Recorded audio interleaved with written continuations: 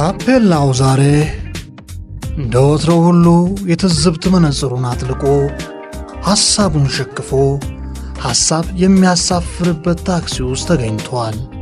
ሌሎች ሐሳብ ተቀብለው ሐሳብ የሚያብላሉ ሐሳብ የሚሰነዝሩ ተሳፋሪዎች እንደ ሁል ጊዜው ታክሲውን ሙልት አድርገውት ተቀምጠዋል። ሳቦ በቃ እስቲ ጠጋ በሉ፣ ፍቅር ካለ ሁሉም በቂ ነው።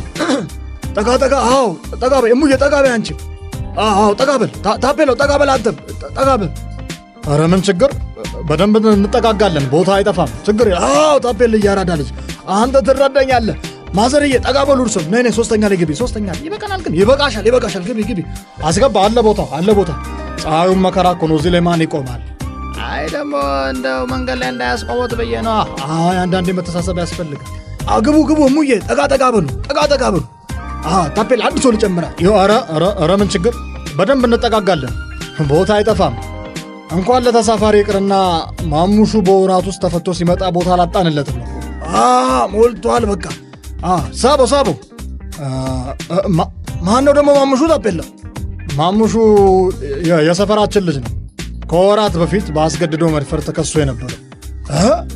አዎ እዴ አወቅኩት። እንዴ ምንሽ ነው ታዲያ? እሱ ታስሮ አልነበር እንዴ? አይ አበስ ገበርኩ እንዴ። ብቻ እንዴት ነው ነገሩ? ፈቱት እንዳትለኝ። እንደዛ ነው እንዳልኩት ታፔላው። አዎ አበስ ገበርኩ። እንደ ማሙሹንም ፈቱት። በጣም ነው የሚገርመው። በዚች ጊዜ ውስጥ እንዴት ተኩ ነው? ኧረ አይነፋም። መጠርጠሩስ ማዘር፣ መጠርጠሩስ ያውም የደፈራት ልጅ አገግማ ከሆስፒታል ሳትወጣ ነዋ። እዴ ምንሽ ነው ነገሩ? ጩጬ ናት እኮ ልጅቱ። ሕይወቷን ካበላሻት በኋላ በቀላሉ እንዴት ይለቀቃል? ይሄ አግባብ አይደለም፣ እውነት ይሄ አግባብ አይደለም። እንዴ ቤተሰቦቿስ እንዴት ዝም ይላሉ? ኧረ እንደው ሕግ ያለ ብሎ ቢጮህ ይሻላል። እንደው 2 ሳምንት ይሞላዋል እንዴ ሳይገቡ መውጣት። እንዴ የኔ ማሙሹን እኮ እውነት ፈጣሪ ፈረድሽበት አይባለኝ እንጂ እንደዚህ በሴት ላይን ተግባር የሚያደርጉትን ሰብስበው ማቃጠል ነበር የምለው። ጭራሽ በዚህ ጊዜ ውስጥ ይፍቱት። አይ ማዘር፣ እሱ ምን ይገርሞታል? አሁን እኮ ተመጣጣኝ ፍርድና ተመጣጣኝ ምግብ እንደ ፈንጣጣ ከሀገር ከጠፉ እኮ ሰነባብተዋል። ነው ብለህ ነው ታፔላው? ነው ብለህ ነው? እውነት ነው ጠፍተዋል እኮ። ልክ ነው እኮ ያልኩት፣ የምሬን ነው። አታገኝም ተመጣጣኝ ነገር እኮ። ኧረ ግን ምንም ነው ማይነፈው ታፔላው እንዴ። አይ እኔ እኮ እሱ የማሙሹ ብቻ አይደለም ቢገርም፣ በቃ በየሁሉም ቦታ ፋሽን ሆኗል። ወደድኩሽ አፈቀርኩሽ በሚል ሰበብ፣ የፍቅር ጥያቄን አልተቀበልሽኝም በሚል ተልካሻ ሰበብ የስንት ወጣት ሴቶችን ሕይወት እንደ ቀልድ ያበላሹ። በቃ ምንም እንዳላደረጉ ወዲያው ይለቀቁና ኑሯቸውን ይቀጥላሉ። እኔ ለምን ኖሩ፣ ለምን ከጥፋታቸው ተማሩ አይደለም ጉዳይ፣ ግን የተጣለባቸውን ቅጣት በአግባቡ ጨርሰው ወጥተዋል ወይ? ደግሞ ሲጀመር ከመጀመሪያውኑ የተጣለባቸው ቅጣትስ አግባብ ነው ወይ ነው? ይሄ ነው የሚያሳስበኝ። እንግዲህ እዚህ ጋር ነው የፍትህ ስርዓቱን በደንብ አበጥሮ መፈተሽ የሚያስፈልገው። ታብዬ ተይ፣ በቃ መንግስት ፍርድ ቤት ምናምን የሚሸጥ ጭዌሽን አታምጪብኝ። እኔ አይደላኝም ነው የምልሽ። እንዴ ወደ ነው የሚደላህ? እህት የለህም? እናት የለህም? አይ ከዛ አንጻር እኮ አይደለም አለ አይደለ የሆነው ቀባ አድርገን እናውራ ነው። አሁን እኛ ብንሾፍ ፖሊሱ መጣ አንልም። ዛባው ምን አለ እንደዛ አድርገው አራዳለች ለማለት ነው። እኔ ታፔላው ነኝ።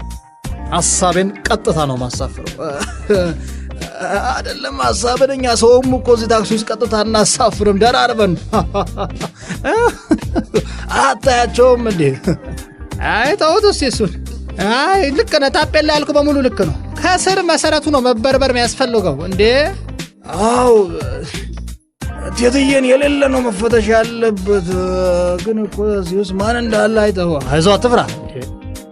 አይ እኛም እኮ ይኸውልህ ቻርጅ ተበጥሶብን እሱን ለመክፈል እንደምናየው መጉላላት፣ ሴት ደፍሮ ምናምን የሚቀጣው ሰው እኮ እንደዛ አይጉላላም ነው የምልህ። ከእኛ እኩል እንኳን አይደለም መጉላላታቸው። ገባሽ የምልሽ? እሱን ነው የምንለው። ተገቢውን ቅጣት ማግኘት አለባቸው። አይ በጣም ነው የሚሸክከው። እኔ ግን የቺኳ ፋሚሊን በሆን አይከታትፈው ነበር ነው የምልህ። እንዴ ሲሱካ ምናን እንዲያርጉ አልሰማውም። እዚህ ጋ ነው አየህ ከፍትህ ስርዓቱ ባሻገር ዋነኛው ችግር ቤተሰብ ጋር ነው ያለው። ቤተሰብ ደግሞ ምን አደረገ እንዴ? ተደፍራ ደፋሪውን የተያዘውን የለቀቀው አካል እየታወቀ ቤተሰብ ምን ያርግ? ቤተሰብ ምን ሽታብላው እንዴት? በሱ መልኩ ሳይሆን ነው ያሰብኩት። አብዛኛዎቹ የተጎጂ ቤተሰቦች ልጃቸው ተደፈረች የሚለው ወሬ ተወርቶ በእነሱ እሳቤ ክብራቸው ከሚነካ ተዳፍኖ እንዲቀር፣ ጥፋት ያጠፋውም ሰው በሽምግልና ይቅር እንዲባል ማድረጉን ይመርጡታል። በእርግጥ ሽምግልናና እርቅ በጣም አስፈላጊ ጉዳዮች ቢሆኑም ጥፋተኛ ግን ቅጣቱን ማግኘት አለበት። ሽምግልናም እኮ የተጎጂው ወገን ስሜታዊ ሆኖ ጎጂው ላይ ሌላ ነገር እንዳያደርስ ለማብረድ የምንጠቀምበት መንገድ ነው እንጂ ጥፋተኛን ምንም ሳይቀጣ ምንም ሳይገጽጽ የምንተውበት ባህላችን አይደለም። እሱም አለ ለካ ልጄ፣ ልክ ብለሃል። ልክ ነው። ያስካልዬ ልጅ ናት አይደለም? አዎ ያስክዬ ናት እኮ። ምን አስካል እንደው ድሮም ለስሜ ትላለች። ይህንንም ፈርታ ነው እንግዲህ ዝም ያለችው የሚሆነው። ይሄም ልክ አይደለም። እኔ ሰፈር ቡና ላይም ቢሆን ቀስቅሼ አፍንጫው ተይዞ ይገባታል። አዎ እቴትዬ ነን የማልፍተው። ልክ ናችሁ። ማናችንም ቢሆን ጥፋተኛን አግባብ የሆነ ቅጣት ሳያገኝ ሲለቀቅ አይተን ዝም ማለት የለብን። ታዲያ ሌላው ደግሞ በጣም የሚያሳስበው ጉዳይ ይሄ ብቻ አይደለም። ምንድነው ደግሞ? ታፔላው እኮ አያልቅበትም። ቅድም ካልኩ ውጭ ላይ የሚያሳስብ ነገር አለ እንዴ? በጣም እንጂ። በእርግጥ ሁሉም ባይሆኑ አንዳንድ አካላት ግን በጉቦ በመደለያ ፍትህን ያዛባሉ። ይህ ደግሞ ቀላል አይደለም። እንዴ ረገጥ አድርገህ በለው። ይሄ እውነት ነው።